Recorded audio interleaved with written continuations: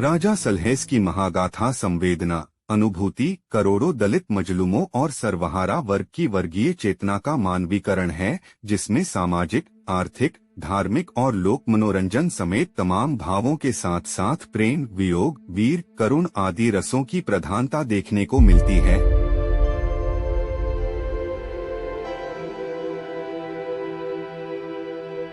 इस वीडियो में आगे बढ़ने से पहले चैनल रहस्य और किस्से को सब्सक्राइब, लाइक, शेयर जरूर करें, जिससे आपके सामने हम एक से बढ़कर एक पौराणिक एवं प्रामाणिक कथाएं पहुंचा सके।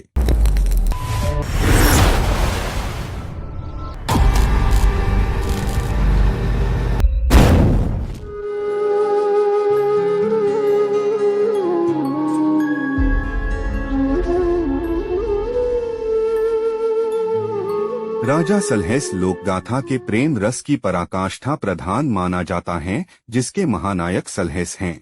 उनके चरित्र में वे सारे गुण मौजूद हैं जो एक महानायक में होने चाहिए। वो प्रेम के महान पुजारी थे।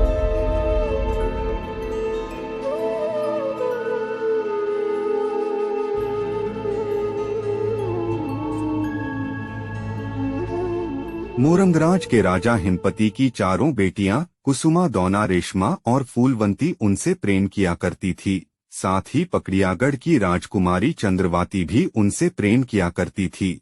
लेकिन सलहेस का विवाह राजा विराट की बेटी सती सामर से होती है। सती सामर को कहीं कहीं सती सतवंती के नाम से भी जाना जाता है।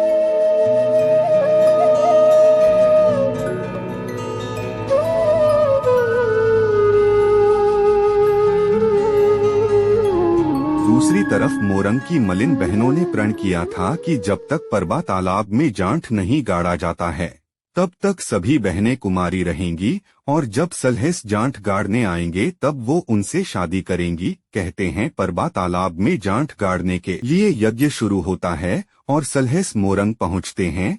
उस समय चारों मालिन बहनें पलंग पर सो रही थीं। सलहेस उन्हें उठाने का प्रयास करते हैं, मगर उनकी नींद नहीं खुलती है।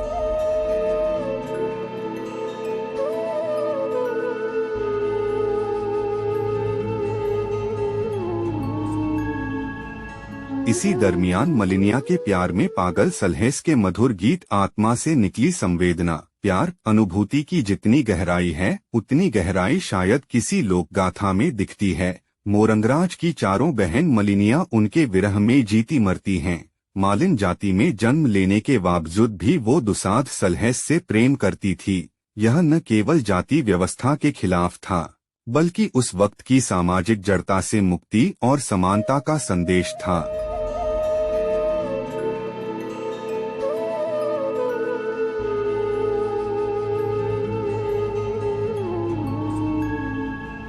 तो दूसरी तरफ राजा कुलेसर की बेटी चंद्रावती भी सलहेस से प्रेम करती थी।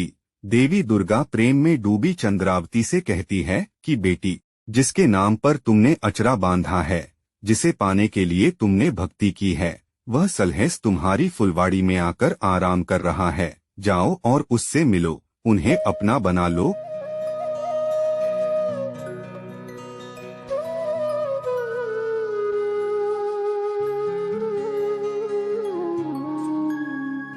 कहते हैं सलहेस मलिन बहनों से शादी नहीं करते हैं, जिनके कारण वो उनके प्रेम में वो पागल हो जाती है। इस बीच सलहेस के छोटे भाई मोतीराम की शादी बंगाल तीसीपुर के राजा की बेटी सती कुसमी से तय होती है।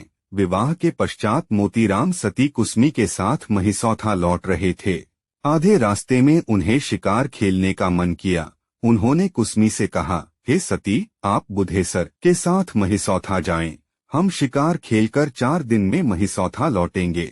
मोतीराम की बात सुनकर नवविवाहिता कुसमी के अरमान तड़प उठते हैं। वह मन ही मन कहती है कि मोतीराम के बिना वह महिसौथा में कैसे रहेगी। इस वियोग में उस वेदना की तीव्रता का वर्णन बहुत ही खूबसूरत शब्दों से किया गया था, जिसके वीर रस की उपाधि दी गई।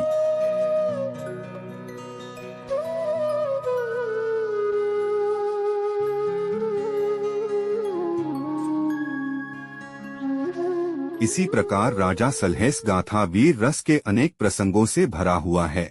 कहते हैं सती सामर से विवाह पश्चात जब सलहेस महिसौथा प्रस्थान कर रहे थे तो दिन ढलने के बाद बाराती संग सलहेस एक नदी तट पर डेरा डालते हैं। तब मालिन बहनें जादू के दम पर सलहेस को सुग्गा बनाकर अपने साथ ले जाती हैं। देवी दुर्गा यह समाचार जिस प्रकार मोतीराम को देती है उसमें वीर रस की स्पष्ट झलक मिलती है।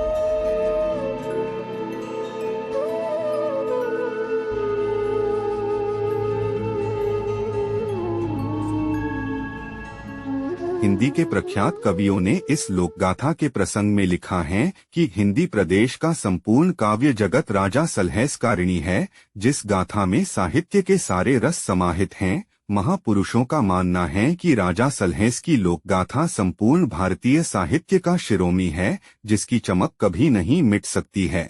समय के साथ इसकी ख्याति बढ़ती जाएगी।